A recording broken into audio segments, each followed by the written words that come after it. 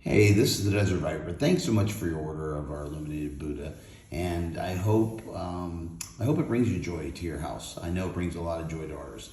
I want to show you real quick how to replace the light, just to make sure that it goes smoothly. I've included an extra one in your shipment, but if you ever do need to order more, you can just come back to our Etsy page and you can order a pack of 5. So real quickly, all we do, let's say the light has gone out.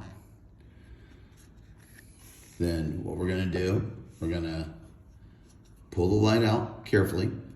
We pull off this O-ring, we replace with a new light. Now we also wanna make sure that when we slide the light on, we slide it right to where the battery ends and the light begins, just a little tiny gap. We're gonna turn it on.